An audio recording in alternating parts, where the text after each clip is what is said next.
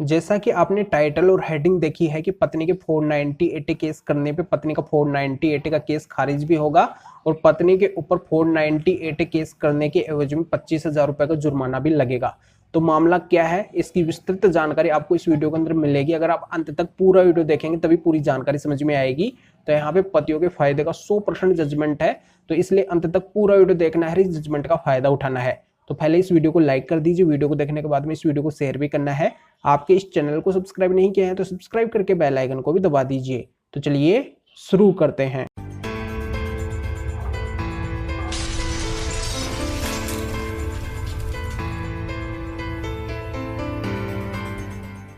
तो वेलकम दोस्तों, मैं हूं आर्टिकल जितेंद्र। यहाँ पे मैं क्लियर कर देता हूं कि आईपीसी 490 का बहुत ज्यादा मिसयूज हो रहा है और आप सभी को पता भी है, क्योंकि आपका खुद का मामला भी एक झूठा हो सकता है। तो यहाँ पे ऐसे बहुत सारे मामले आते हैं, माननीय सुप्रीम कोर्ट तक भी ऐसे बहुत सारे झूठे मामले आईपीसी 490 के गए हैं। तो इनमें से ये भी एक मामला है। तो इसके अंदर क्या होता है कि पत्नी के द्वारा पति के साथ में पति के जो भी यहाँ पे रिलेटिव पेरेंट्स हैं उन सभी के ऊपर आईपीसी 490 की एफआईआर लिखवा दी जाती है। अब इस एफआईआर का इन्वेस्टिगेशन होता है, इन्वेस्टिगेशन करके पुलिस और चार्जशीट बनाती है, चार्जशीट बना के और कोर्ट के अंदर पेश कर देती है। फिर चार्जशीट के बाद में पति पक्ष के द्वारा हाई कोर्ट जाया जाता है 482 सीआरपीसी में क्यूएसिंग के लिए।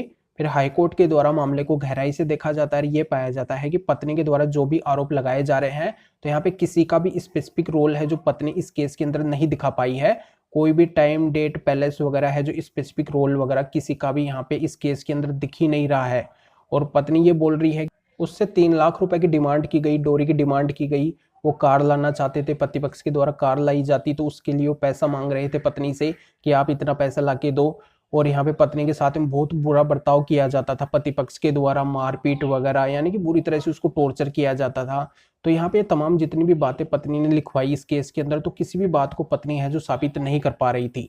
आगे पत्नी ये भी लिखवा रही थी कि यहाँ पे उसके पति ने उसको मारने की कोशिश भी की है 2 बार। एक बार तो उसके फांसी लगाने की पति ने कोशिश की और दूसरा पति ने उसे मोटरसाइकिल से गिराया उसकी जान लेने के लिए। तो इस तरीके से पति ने उसकी जान लेने की 2 बार कोशिश की। तो ये पत्नी लिखवाती है।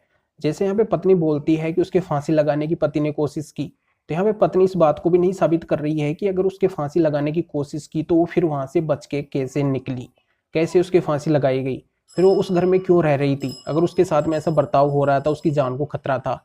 अगला पत्नी ये भी लिखवा रही है उसे मोटरसाइकिल से गिराया गया, उसकी जान लेने की कोशिश की, तो फिर वो मोटरसाइकिल पे क्यों बैठी थी जब उसके साथ में ऐसा हादसा पहले हो चुका था। तो यहाँ पे ऐसे ही कई सारे आरोप है जिनको पत्नी बिल्कुल भी साबित नहीं करती है। तो इन सभी को देखते हुए हाईकोर्ट के द्वारा पति पक्ष के ऊपर से केस को पूरी तरह से खारिज कर दिया जाता है। पत्नी के द्वारा झूठा केस डालने के एवज में पत्नी के ऊपर 25,000 रुपए का जुर्माना भी लगा दिया जाता है। तो यहाँ पे बहुत ही महत्वपूर्ण जजमेंट है, ऐसे जो भी पति है वो भी इस तरीके से फायदा उठा सकते हैं। तो इस जजमेंट का लिंक इस वीडियो को डिस्क्रिप्शन के अंदर दिया गया है, डिस्क्रिप्शन को चेक करके आप इस जजमेंट को रीड कर सकते हैं, जान सकते हैं कि मामला क्या है, आपके समझ में आ जाएगा। तो फिर आगे मिलेंगे आपसे नए वीडियो नए टॉपिक के साथ में। आप सभी का बहुत बहुत धन्यवाद।